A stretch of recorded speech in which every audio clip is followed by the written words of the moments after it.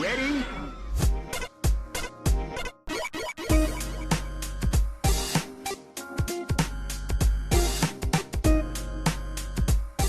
Hello, and welcome to Rhythm and Pixels, the video game music podcast. My name is Rob Nichols. I thought I was with William Shatner for a second there. I like to give Yoshi a little room to breathe. But anyway, my co-host is... Pernell Vaughn. Yes. Every week we listen to... I can't stop doing William Shatner now. You're kind of stuck. Every week we listen to video game music that we really like. Totally awesome, man. What was that? Some dude I made up. I like it. I call him Wispy Wilbert. Wispy Wilbert should come back in a later episode. He just might. He just might have to do it. Anyway, every week we pick a topic. We pick some of our favorite tracks based on that topic, and we listen to them. We listen to them. We talk about them. We kind of goof off. Just have a good time. We have a good time, you and know? hopefully you, the listener, has an equally awesome good time. Yeah. So if you're just listening to us, that's kind of the show. You know, we're not like professional comedians. We don't get drunk on air. We just kind of hang out. Yet. Yet. Also yet. We run a clean ship, Pernell. Clean ship. For now. For now. Unless. That's a glass of water. I know that. Unless. So, how was Anime Central? So you were at Anime Central, it was a couple weeks ago now? Yeah, last weekend. Last weekend. So tell us about Anime Central. It was a joy. I went in with apprehension, so to speak. Okay. But came out having had a very good time. I hung out with friends I haven't seen some upwards of 2 years.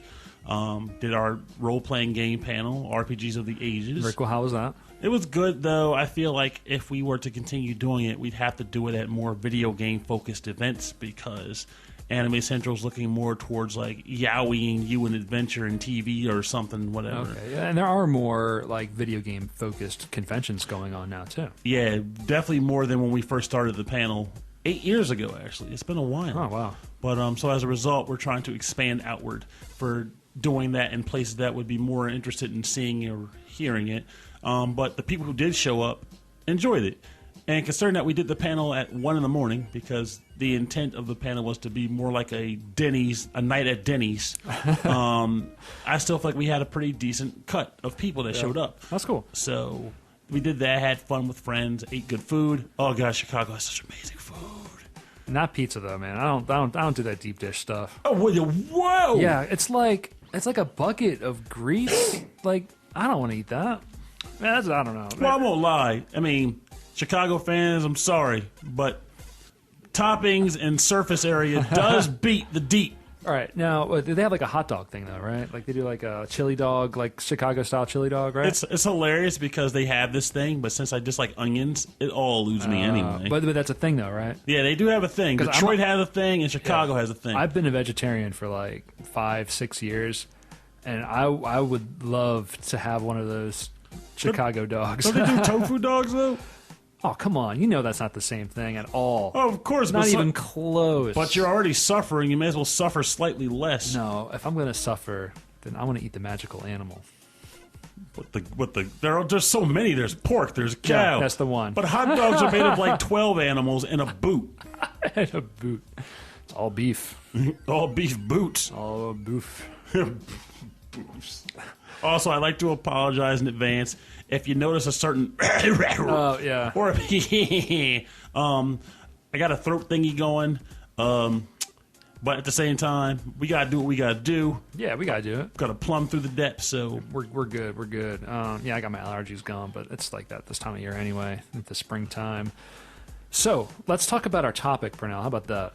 I'm all right with that. So this kind of came organically out of the last episode. The last episode was Capcom Disney titles. Capcom Disney titles. Thank you. Been a while. And the topic this week is going to be just Looney Tunes.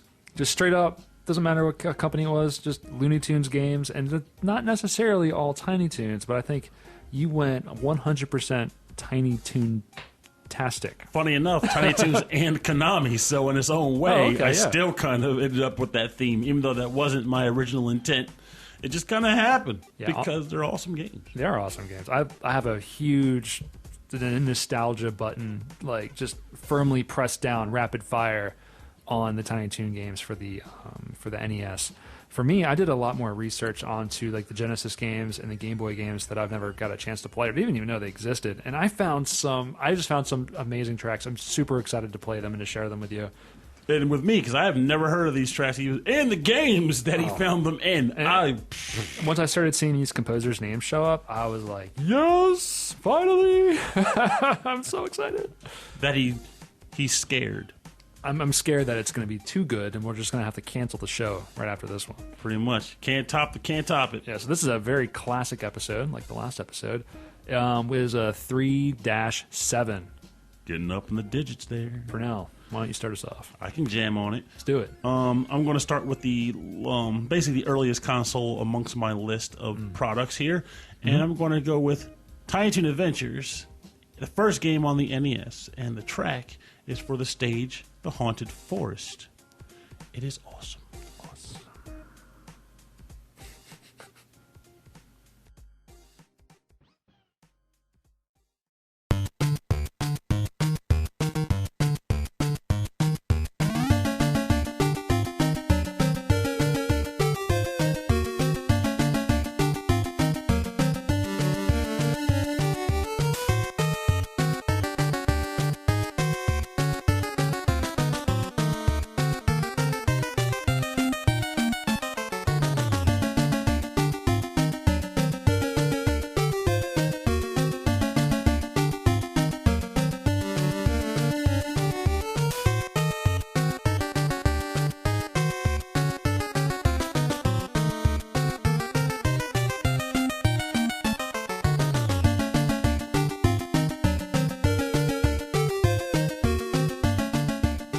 Welcome back. You are listening to the Haunted Forest track from the game Tiny Toon Adventures on the NES.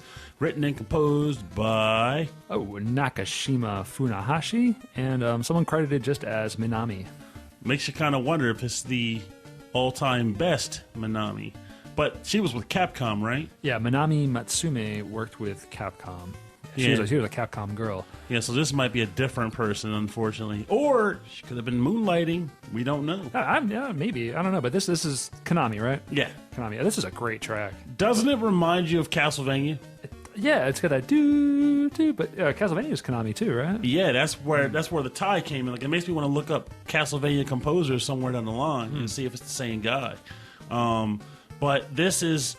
When I would play this game growing up, this was the stage I had to try to push to get to, because this was my favorite track in the game. Even though the entire game was just solid. Oh, the whole game is fantastic. It's so enjoyable. It is a joy just to play through it. Yes, it is. Like the platforming and the jumping the characters. It's just so much fun. And it had the partner select dynamic, which a lot of games do. And to me, at least, it adds tons of replay value, because you could play a stage with one character, and then the next time you play through it, use a completely different guy who traverses the stage in a different way. And if I remember correctly, the friends in this game were Plucky, Dizzy, and Furball. Yeah, Plucky had the flying kind of thing fly, going on. I like that. And swim. Oh, that's right. Yeah, he's a duck, man. Dizzy could spin and break things. Right. And Furball could scale walls. Oh yeah, I forgot about that. That was fun, yeah, because you found like the little power up. You can change as the different character and like kind of move around. Yep, it was freaking gold. They did a lot with the graphics in that game. It was with the limited color palette of the 8-bit system. I felt like they got a lot of mileage out of that thing. It was just a superb, really colorful. Yes, it was. Like that was an example of a game that I saved up, bottle money and aluminum can money to buy. Yeah, I did too. I remember that, and I remember bringing this home and just playing this game so much. Went to town on it. This was before I was hitting the rental shops. Well, I was hitting them, but not as frequently. There was a time when the rental shops were like the thing. Oh yeah, and the thing. And I admit, it's a tangent, but we're old. Screw it. There's something to be said about the period of rentals that the Steams and the DLC, not DLC, but the marketplace era cannot touch. And that's the fact that, you can buy a game for $5 or you can rent one for $5, but you would go to the store to shop for that game to rent. It was a huge decision on your part, especially if the game you originally wanted wasn't even there. That was going to be your weekend. Like for us, you know, like you were getting something that was gonna be like your next few days, you know, until you went back to the rental store to return it. Yep, So you were committed. you're committed to it, and you know that it was gonna be a hard game. You're gonna be playing through it over and over and over again. Yeah, I think a lot of people share that memory. But also, there's the memory of taking home the dud. We've all been there. Oh man, The game you want is not in the shop. Here's a game sitting right on the shelf. or you get one of those like hacky games that's like 4-1, and you're like, oh. Who's the Adventures of Dizzy? How could I go wrong? And then you take it home and you're sobbing, but you're playing it. I like Dizzy. Yeah, Dizzy was fun, but yeah, the rest of that stuff, man, I don't know. it was an interesting time. Now it's like we get games so quickly and so cheaply and so conveniently. There's a lot of developers now. Yeah, it's worldwide. The internet has made things very accessible. And which, in its own way, even though it's more convenient for the user, it's taken away an era of gameplay and experience that we pretty much may never get back. So, bask in the memory, folks, because it was real. It was real. And just as a random thing to state, if you're listening to the episode, by all means, if you can think of a time you rented a game that was just so god-awful, or just bad, it doesn't have to be god-awful, but bad, by all means, let us know, because I would like to hear some sob stories from other users. So Kind of misery, camaraderie. oh yeah, man, there's camaraderie, and there's camaraderie in the misery pile there. You know, we can all share and suffer in unison. And this track is cool. It's got like a really good pace to it. Like the tempo really is like, it's like not too fast, but it's right in the middle. Really, Yeah. It's really well done. I love how it loops very quickly. It Yet does- it doesn't get boring. It doesn't get old. It's got that really. I think Konami's really good at that, where it's like it's a short loop, but there's so much going on. Like this whole section right here kind of builds up, and then it kind of comes back down again, and then it's going to resolve and come right back around. Here it comes. Awesome I love that rhythm. It's so much fun. Yeah, it's just a great game. All right, let's keep things 8-bit. So I'm gonna rearrange my track list around a little bit to kind of keep pace. Trying to get surprising on me here. Surprising. I wasn't expecting. All right, so I've got one from the Game Boy Color. This is Looney Tunes Carrot Crazy. Holy cow. There's a lot of Game Boy Color games, and this is by the composer, one of my all-time favorite composers, Alberto Jose Gonzalez. This is The Space Station.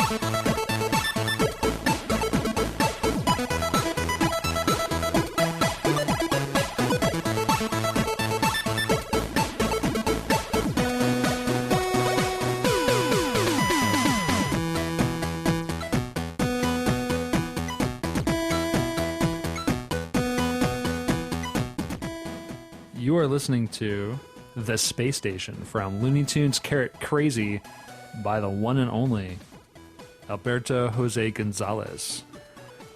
Is also is known as Bugs Bunny and Lola Bunny Operation Carrot Patch for the Game Boy Color. Man, I love this song. Actually, I love almost everything that Alberto Jose Gonzalez does. He's a Western composer, obviously. I think he's from Spain. He's got a really cool, like, chippy type sound. Like he did a lot of compositions for like the ZX Spectrum or maybe the Amiga. Famously, he did the Smurfs soundtrack for the NES, and he did this amazing soundtrack for the Smurfs 3, Smurfs Nightmare for the Game Boy Color, which is just a fantastic soundtrack. I think personally his best work is on the Game Boy. Like, he really knows how to work that sound chip. I mean, listen to this section right here. Like, that's it sounds like there's like at least 6 or 7 like different sounds going on at the same time, but it's only 3. I think it's actually kind of funny you mentioned Smurf's Nightmare because, and I'll admit this right now, folks, for the show. Sometimes, if Rob chooses a game that I have absolutely no idea what he's talking about, during the track being played, I try to do the best I can to find information on it so I can see what I'm looking at. Sure. And one of the first things I came across was someone compared this game to Smurf's Nightmare. Oh, okay. So there's a lot of commonality there. And this music seems like it's long. It deserves to be in a better game. I know. I have a feeling like he did.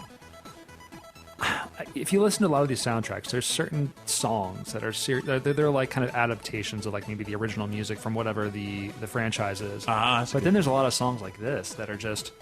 I feel like these were like his original compositions. Maybe like he kind of like lent them into the game because it fit that part of the game, or maybe he just wrote them and it's just this is Alberto just coming through. It's got a lot going on to it too. He's fantastic.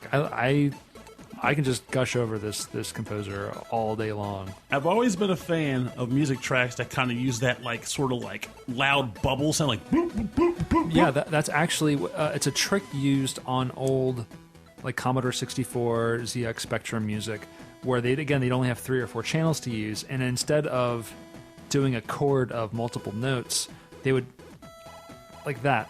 They would sort of emulate it by shifting up and down really, really fast between the 2 notes of a chord. So it'd be blah, blah, blah, blah.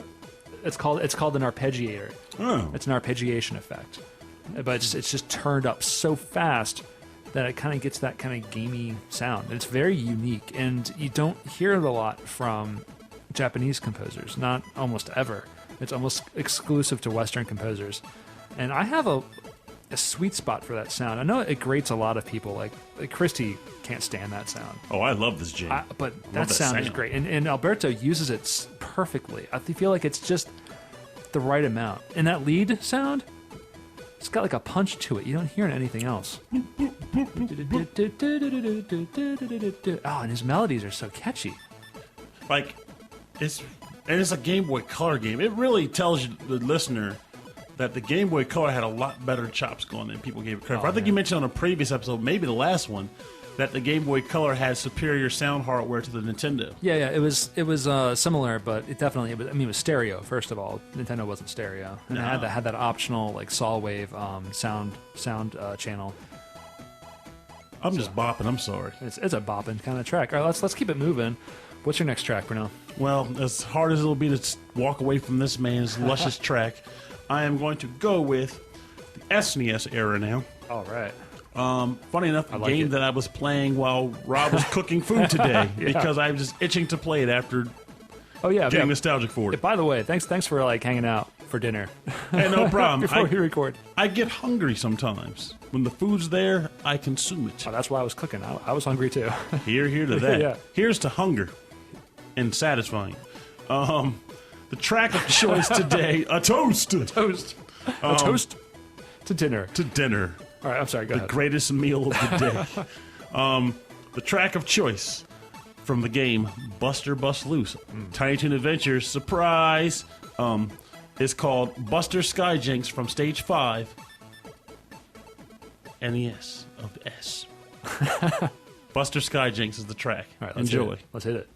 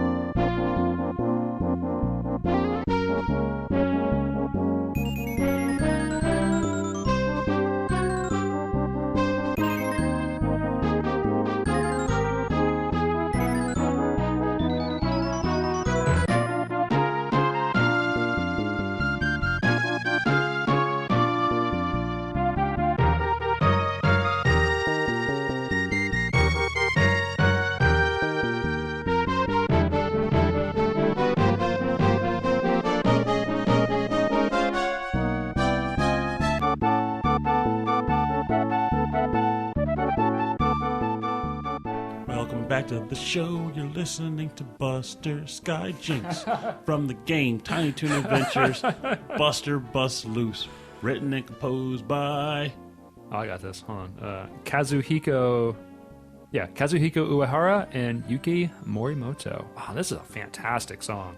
Just like this is a great pick. It's just so good. Like how I chose the last track, the similar theme existed here, where this was the level that I looked most forward to playing whenever I booted up Buster Bust Loose. Second place being the football game stage. This track really does feel like you're going on a sky adventure. Yeah, it's got that sound to it. Here it comes again. Right here.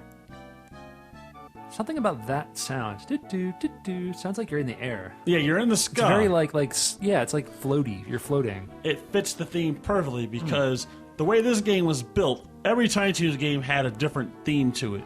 And this one was built as if you were actually on the show. So every stage was an episode of the show. And this particular stage, it was like, we're going to the clouds, guys. We're going up. And he jumps on a giant balloon. And he just goes in the sky for no reason. And like, he's hopping on balloons. And there's like birds and clouds. And here you get to this point here. And it just feels like, again, it goes from being a whimsical adventure to being an epic adventure. Right. And it kind of just casually goes back and forth between the two themes. It's such a good track. You were playing this while I was in the kitchen, and I'd never seen this game. It looks really cool. It looks really fun and really bright and colorful for the SNES. It definitely stood out very much so from a lot of other games. Like there was another game that I felt captured the essence of a cartoon on the SNES Genesis era, and that was Mickey Mania. Yeah. But whenever someone says name a game that seems to be fitting of a cartoon vibe, it's usually between Mickey Mania and Buster Bust Loose, because it really does look and feel like you're playing a cartoon, even for as old as the 16-bit era. It looked like it. This was a really again. This is Konami. This is only 1993. This is 2 years after Tiny Toon Adventures. Mm-hmm. Just 2 years. It looks amazing. This music is like it could be in a movie. Like this is cinematic to me.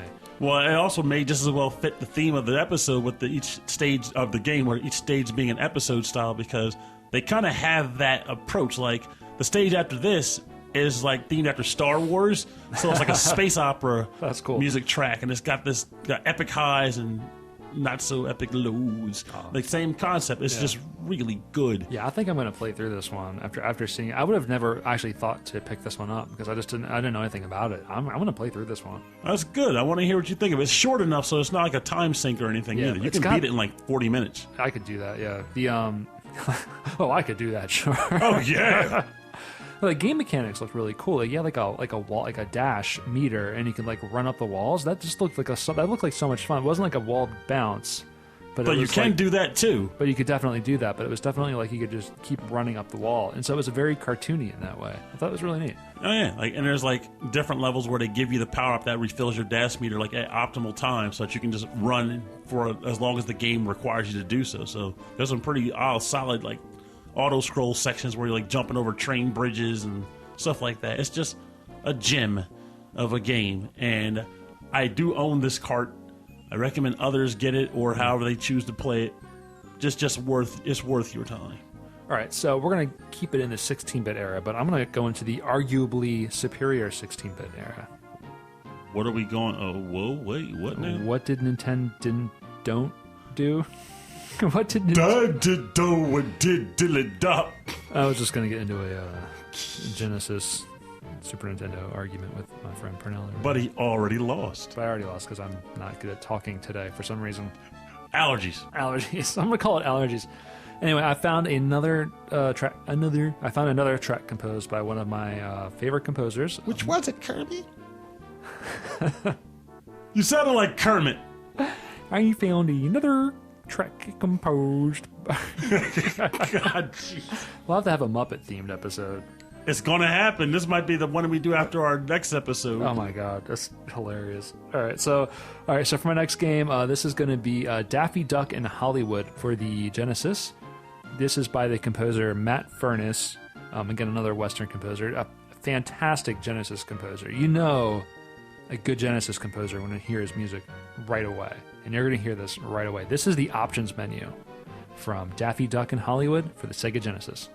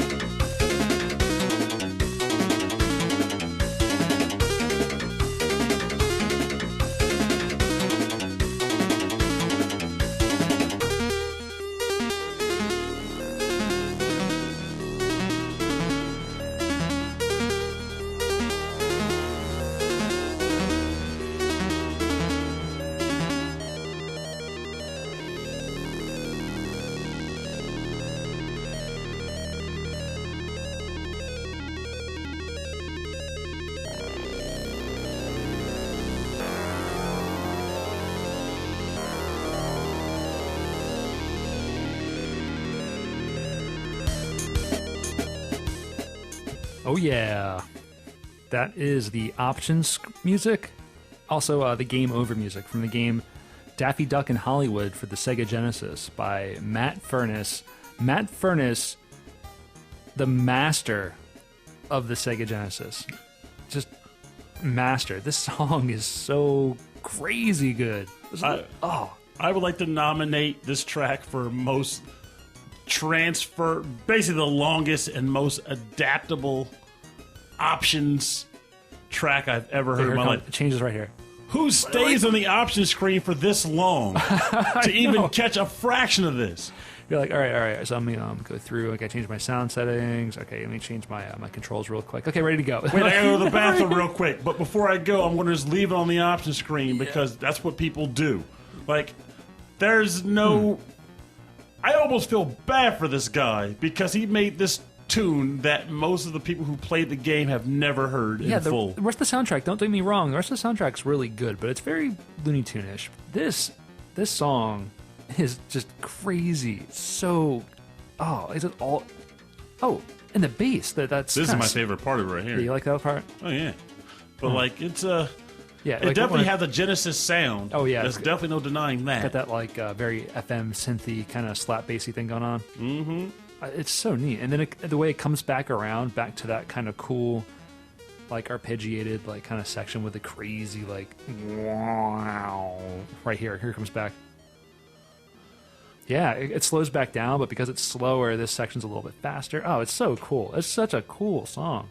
For Daffy Duck. And neither of us have ever played this title, so this is another game I kind of glimpsed at. And looking at it, it reminded me, as far as the motion went, it reminded me of the game, for those who've played it, Tasmania on the Genesis. Animation style and all, it looked very, very similar. Yeah, I'm actually wondering if the same company made both games. I have to look into that later.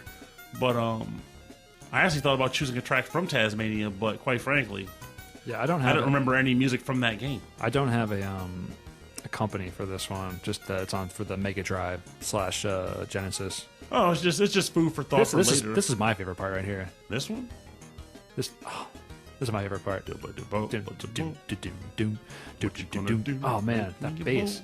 Making a bowl of good soup. It's delicious. And it slows down. That's so cool. Like, who expects that? Then he gets on his horse to deliver a message to Space Station 9. Why would a horse go to a space station? I don't even know. Yeah, like when you hear a good Genesis composer, you know right away. Like, there's no denying it. Like, this guy knows his stuff. I'm assuming we'll probably hear his name more often throughout our time doing this. Without a doubt. Without a doubt. I think we've actually already heard him on one of our previous episodes, too. So. Oh, there it is, then. I think it was the snow episode. So the 1-6. And for the record, I think our fire episode will be coming up soon because it's getting freaking hot outside. It is getting so hot. Oh, my God. All right, enough of that. It's burning. I'm not going to complain about the weather. Well, I like to talk a little bit about global warming. Well, it's very hot outside, Pernell. It is. It's very hot. It's record-breaking. I just start sweating from everywhere. I'm like a puddle. Ew. No.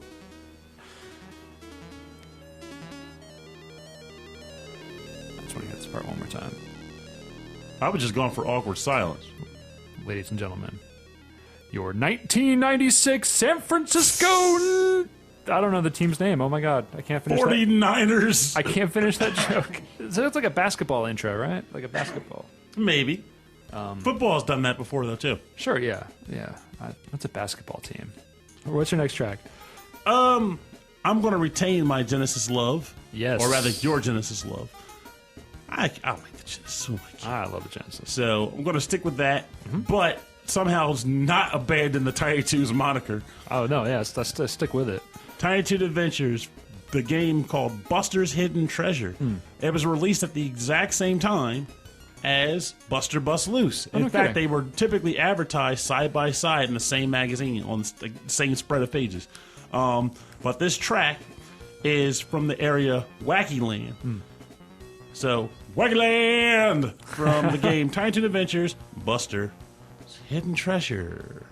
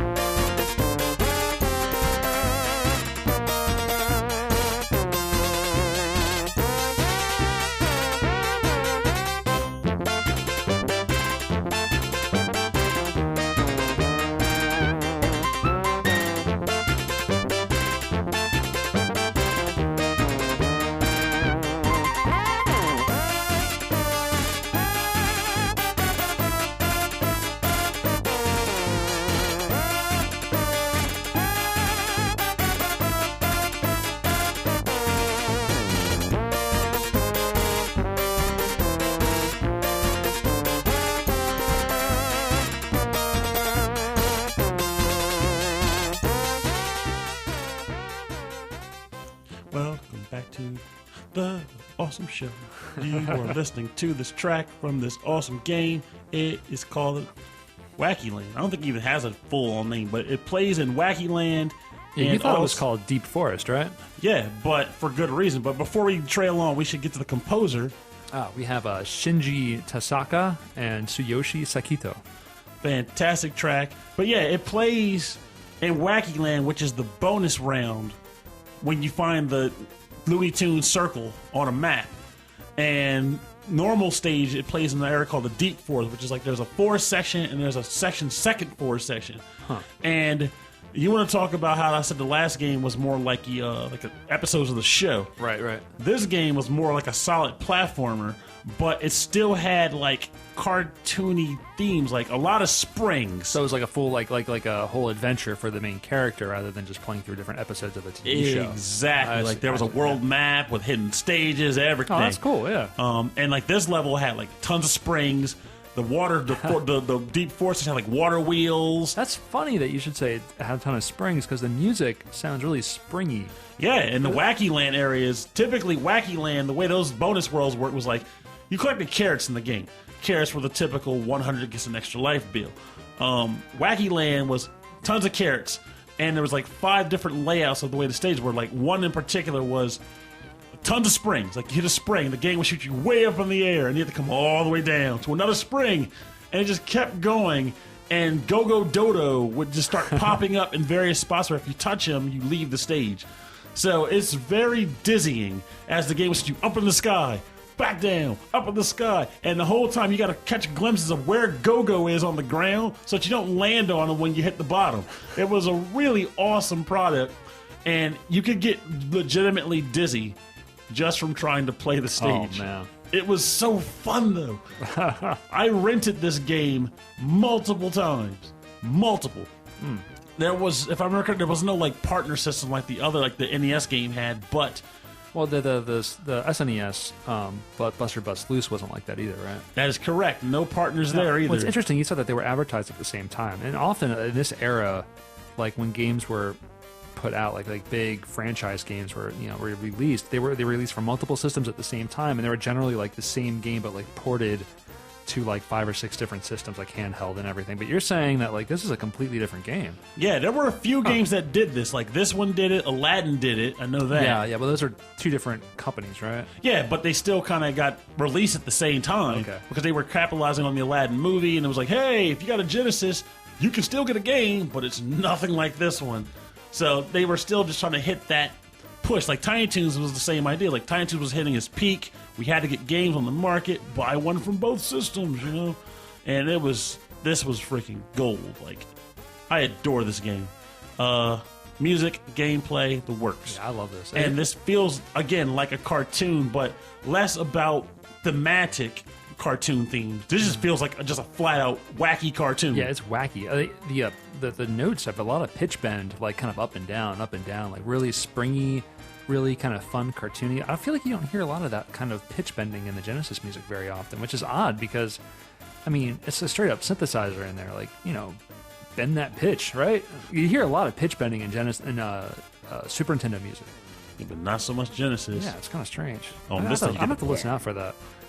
I like this sound, though. It sounds really silly. I actually kind of debated on choosing this or not because of, like, it's definitely got some high, like, pitches to, like, like, it's all right. Strange. Do you want my next track to be Genesis or Super Nintendo? Let's go Super. Okay, Super. All right. So my next track is going to be from the game Looney Tunes Basketball for the Super Nintendo. This is the song for Basketball Game 3 by Paul Webb, James Hebden, and someone just named Mark. Hey, Mark. Hey, Mark. This is your song. I liked it.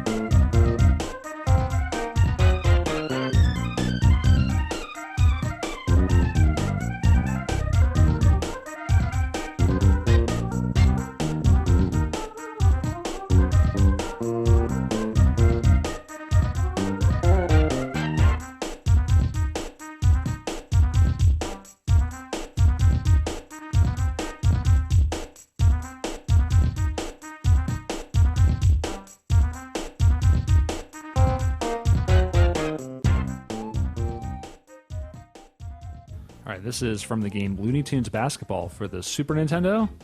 This is Basketball Game 3 by Paul Webb, James Hebden, and Mark. This is a 90s hip-hop jam for a basketball game. This is super 90s. These guys know how to get down. Oh, they got the little flute solo here with the orchestra hits, and then all of a sudden you get the organ solo. I'm doing my best chair dance I've done yet. Oh, man. It's grooving. I'm imagining like the Fresh Prince of Bel-Air thing going on right now. Jump on it. Moving with the auntie and Uncle to Bel-Air. Oh, that. I thought you were talking about the jump on it. Jump on it. Oh yeah, jump on it. Wait, that's no. That was from. They did it. Well, I know the track wasn't originally from that the was show. Apache. Jump on it. Jump on it. Yeah, but you're on it. Yeah, but that's how they sampled that. I honestly think that track is more popular because of that episode than the actual track's original release. Like, it's popular. They did if I remember correctly, him and they did like a British TV, a talk show, like maybe a few months ago, where it was him, Jazzy Jeff, and his son, and they did the whole rap. And then after the rap, they snuck in Alfonso Ribeiro, and they did a jump on it, and they did it on there. Like, that's how I'm pretty sure it's more popular from that show. Jazzy Jeff, man, I heard some recent music of his. I think it actually came through my Pandora station. Oh, it's so good. He's still getting down, man. He is up fantastic. in Philly. Oh yeah, Philly native. Love it.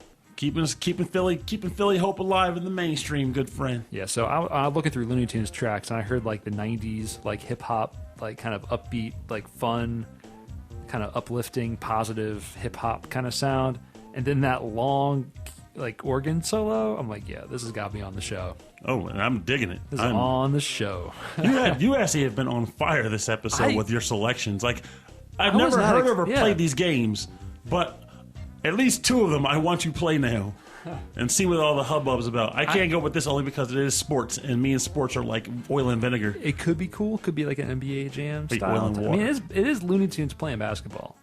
That is true. I mean, cool. I do like Mega Man Soccer, so... But when you get down to it, this has the least possibility of being as fun as maybe like Buster Bust Loose.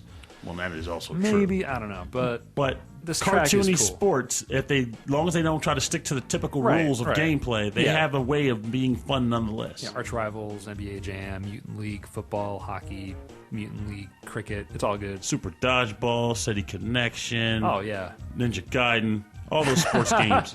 Yeah, the ninja sports. Oh, yeah. There's that organist getting down again. He's like, I hear this jam, I'm getting there. But anyway, looking for tracks on this for this show, I was not expecting to get as excited as I did for what I found. There's so much good music on these games. Oh, I'm digging this. I'm digging the heck out of this right now. Actually, I want to bring up this topic, partly because it's a cool topic, and secondly because it allows us to play this track longer. I was looking up just random gibberish on the phone because I do like 5 things at once every day, all the time. You do, yeah. And I came across an article that Forbes published. Now, I'm not sure how familiar you are with typical internet nonsense, but the game Doom recently came out for the Xbox One and PS4. And Doom is internet nonsense. Well, not Doom itself, I'm but just kidding. I've heard good things about that game. Actually, I heard it was pretty fun. I did. I ended up grabbing it. I got to sit down and play it though. But cool. Apparently there was like a preview done of it on Polygon. Oh, bring it back.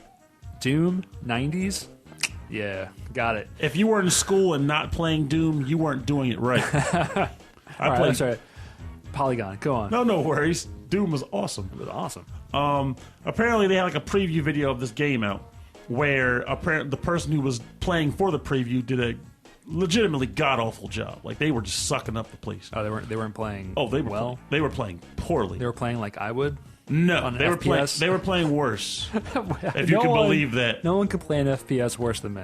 It's like if my mom was playing it. It was that bad. All right. Now, apparently, people were complaining about, you can't have a guy playing on these previews and be bad at the game. You got to be good at what you're doing. So it got to the point where apparently Forbes wrote an article on how you have to be good at a game to do a preview for a game website. Yeah. And it just... Dude, games are big business now. Like, games are... It's a huge industry. It's like saying, okay, Nissan, we got a new car. We're really proud of it. let's put on the test track, show it off, and let's just get like, you know what? He doesn't have his license quite yet. Get Jim's mom to do it. She's got nothing to do today. Jim's mom. Jim's mom will drive it. She's bored. She packs it full of like all the kids in the neighborhood, and they're like, "Let's go!" And then she's got like one hand on the phone, the other hand on the phone. Yeah, She's got both hands on the phone, steering with her knees. She can't see out the back because the kids are like, throwing pizza in the air. Basically, the experience of driving an actual Nissan. It's the Nissan experience, but it's not going to sell more Nissans. This is very true. It's very true. But no, anyway, yeah, it's true. Yeah, games are big business, and if you got someone inept playing your game trying to show it off, it's going to get noticed. Yeah. But at the same time, it's like, again, I think it's the same logic because it'd be weird for someone like that's good at driving a car, right? And we're not going on this too long because otherwise I know people are like, what the heck's with these dudes? But whatever. We do like, if you had a guy who's terrible at driving a car, driving this Nissan, you would think that a person watching the ad that can drive cars well would go, man, I do want this car just so I can do a better job at driving it than that guy did. It's like, because all the bells and whistles are there. It's just the person's not good at showing them off.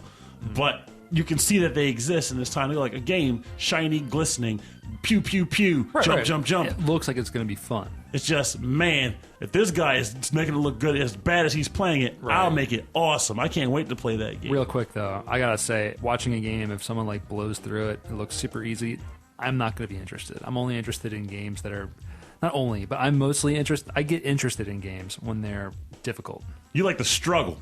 When I see that it's going to be difficult, if people have complained that it's going to be difficult, chances are I'm going to be like, I want to play that game. Like Mega Man Unlimited. I'm going to be playing that one. All right, this is the time of the show where we would do the bonus round. The bonus round is the part of the show where we play remixes and covers based on the theme of today's show. But as you would notice, I haven't turned off this jam. So it sounds like we kind of hit a bit of a pickle. Yeah, so there's not a whole lot of Looney Tunes remixes. So I think Rob came up with an interesting idea instead. Yeah, so we're going to keep it going. So since we're going to keep playing classic music, we're going to have a time extension. Time extension. I just wanted to say that. I like that. No, it's like, what was that from, Ridge Racer? Daytona, I think. Daytona 2. Oh, man. I played that game to death. It was awesome. And Daytona 2 was like straight up drift racing. Anyway, that was racing games. This is Looney Tunes. Pernell, we're going to go for a fourth Looney Tunes track. That's right. I'm game for that. All right, what you got? Not Tiny Toons. All right. I'm going with not Konami either. This is Kemco. Kenco or Kemco? Kemco, K-E-M-C-O, and I can't recall the last time they produced a game, but the game is from an old classic.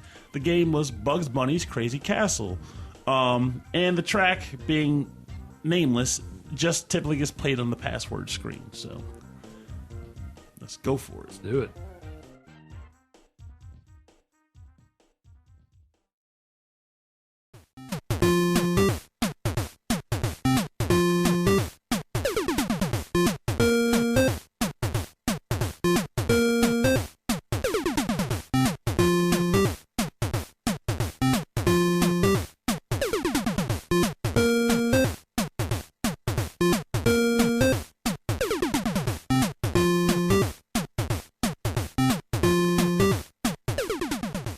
That's right. Crazy Castle time. Featuring B.O. Bugs the Bunny. Bugs Bunny's Crazy Castle. Password screen. My boy Bunny. My boy the Bunny. My boy Bugs. Yo, that boy. What's up? Oh, God, let's not go with that boy. Not this show. Not this show. That Bunny. What's up? Yeah, this is also called the continue screen. I think like on the continue screen they show you the password. It's kind of a short one, but I love that. The do-do-do-do-do-do. Yeah, it's kind of funny because I mentioned to Rob, this is the track that I was like a stage theme I actually wanted for the show. But when it came time to actually, just talk shop, he was like, actually, I heard this track from the game, and I think it sounds pretty good. And I heard it was like, overruled. My track is gone. Yeah, I was surprised. Like usually, like when you like have your tracks, like you're set. Like this is what I want to hear. This is what I want to play. But we were scrolling through trying to find the right one. You're like, no, this is it. This is it. This is toe tapping, snap your fingers. Yeah, you kind of walk into the club and you're like, yeah, what's going on? What's up, guys? Yeah, how you doing? Yeah, where's Bugs Bunny? Oh, there he is. Yeah, what up? Got my money. Got my money. You got my money. No, it's a really good track though. Bugs Bunny. It's like, you got my carrot? Got my carrot. Got my carrot? I can't laugh because of my throat. Here comes. You ready? Rabbit season, a duck season. Nice. Rabbit season, a duck season. We could have went down. We could have went with this. But like, this is an awesome beat. It loops quickly, but it's so awesome. You could just go to town with this thing. I could write a whole track to this easily. I could. You could. No, it's just perfect. Mm-hmm.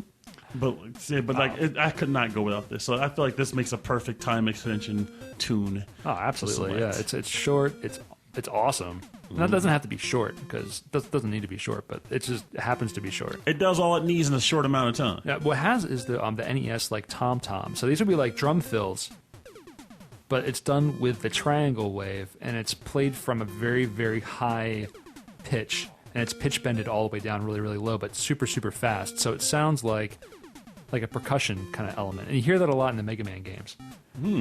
So it makes me wonder if this is the composers were also involved in Capcom at all. It's very possible. I mean, Kemco was a very small developer, so I can imagine they probably leased out to people. Maybe. We didn't mention the composer, though. This is Hiroyuki Masuno. Oh, good call. Good catch. He deserves recognition for this sweet, sweet tune. Absolutely.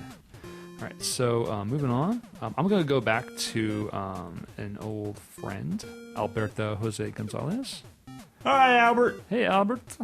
He's actually he's credited in his the American releases as Joe McAlby. I kind of like that, like McAlby, which is kind of interesting, like kind of Americanized for whatever reason. Well, we love both of his names. But again, on the Game Boy Color, there's a whole series of games called Looney Tunes Collector. So this is Looney Tunes Collector Alert. For the Game Boy Color, this is the song Marvin the Martian and K9's theme. So there's like all the different stages are kind of like themed to different like Looney Tunes characters. So this is Marvin the Martian's K9's theme from the game Looney Tunes Collector Alert for the Game Boy Color by Alberto Jose Gonzalez.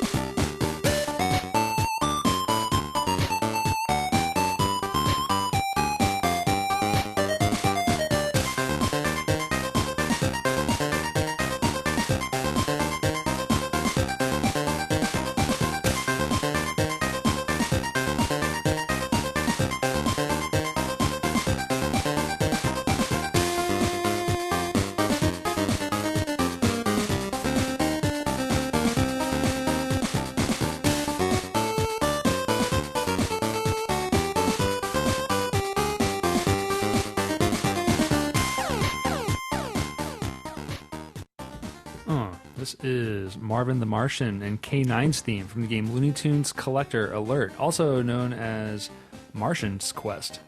This by Alberto Jose Gonzalez. Just fantastic Game Boy music. Again, so it's just catchy, it's rhythmic, again, he's able to fit so many different sounds into this piece. We pretty much dubbed him as the Get Up and Jam man. Yeah, he's the Get Up and Jam Gonzalez. Ah! Sold! The Get Up Get Gonzalez. Up and Jam Gonzalez. Get Up and Jam Jose Gonzalez. Get on the audio box. It's time to get down with the Get Up and Jam Gonzalez man. Oh, yeah, this is going in my car. This is the car mix. This is straight up in the car mix. I could do some gym stuff to this too. If it's like aerobics, yeah, it's good tempo. Good like aerobics tempo. Yeah, see, this is aerobics music. It can happen. It needs to happen. If you're listening, not if you're in your car, but if you're listening to this right now, just kind of like maybe like raise your arms up a little bit, up, out, and kick. out. Is that working for kick. you? Kick and kick. Now two. Now punch and kick. That's working for and Pernell, spin and he's sick. And flip. I got to dance, just kick and punch and spin and twirl. Now make a sandwich. Now make a sandwich. Now eat it. I think it's good. make the sandwich. It's so awesome. No, man, we're trying to work out, not eat more. Well, it's energy sandwich. We're sending mixed messages to the audience. No, make an energy witch, and then you eat it. Energy sandwich. It will power you through the workout. It'll be great.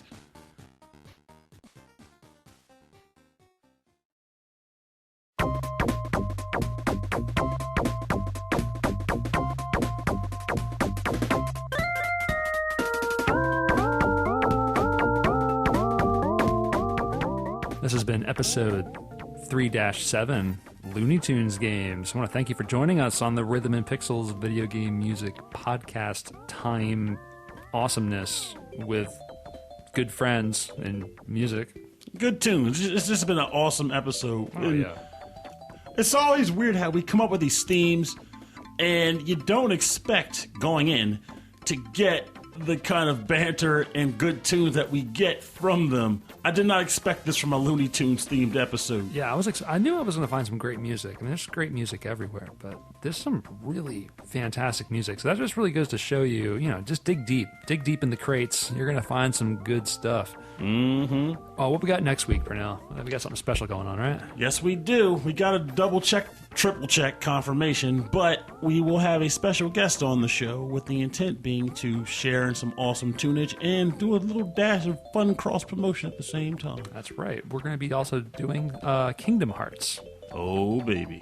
Now, not that side banter nonsense. None of the 258 over whatever freaking math magician magic they do at Square or stuff. We're sticking straight to the hardcore games in the set. So the core, I guess whatever is the core games of Kingdom Hearts. Mm-hmm. And that's some really fantastic music again. Heading back to Disney, getting back into some Square Enix. Yeah, Square Enix. Typically Yoko Shimomura. Ooh, but you can't go wrong there. Really, that was her? Most of it was Yoko Shimomura. That's my girl. That's right. Yoko Shimomura. I love it. I can't wait. All right, so that's going to be next Monday. So check that out. Keep your eyes out on iTunes for that. But if you'd like to get in contact with us, if you got any words of wisdom or anything you'd like for us to read, send it to us on our email address. rhythmandpixels@hotmail.com. It's funny. It's like you're going to send us some fan fiction. I would love to read some fan fiction of me and Pernell. A real friend fiction. That's an interesting term for it. And then he barbecued. It was delicious. Yeah, most of it's just cooking and eating. Uncle Bay. Is that a problem? I'd hate to hear that big a problem. It's definitely not a problem. Not a problem? Yeah. It's not a problem. If you would like to learn more about the show or get a full track listing, check out the website. rhythmandpixels.com. Great. And if you like what you're hearing and you'd like for more people to check out the show, please hit that subscribe button on iTunes or on Stitcher or wherever you found the show. And if you're on iTunes, definitely please leave us a rating, leave us a comment. It will help other people find the show. And just what's important to us is other people finding this awesome music. Yes, because you can't have a good time. Well, you can. But you can have a better time if you have more awesome people to have the good time with. It just makes the experience that much nicer, I think. Rob thinks. We agree. I think absolutely we agree. Yeah. Oh, how about we keep this good time going? We're going to go get some water ice. How about that? If you have Rita's in your area, I know we have some friends overseas, so I don't know if you guys have Rita's or water ice. I think the way we're saying water ice, I didn't say water ice. This isn't Meanwhile in Delaware here, buddy. Water ice. With water and ice together in a delicious cup. But you need to get yourself some of that because it is fantastic. It also goes by Italian ice, but it's not quite the same. Delicious. We're going off on a tangent because water ice is fantastic. Yeah. But this is the Water Ice Rhythm and Pixels video game music podcast. I've been Rob Nichols. And I'm still Pernell.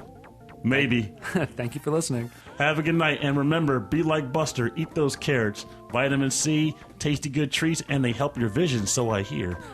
But just eat some freaking carrots and vegetables, all right? Yeah, night vision's always important.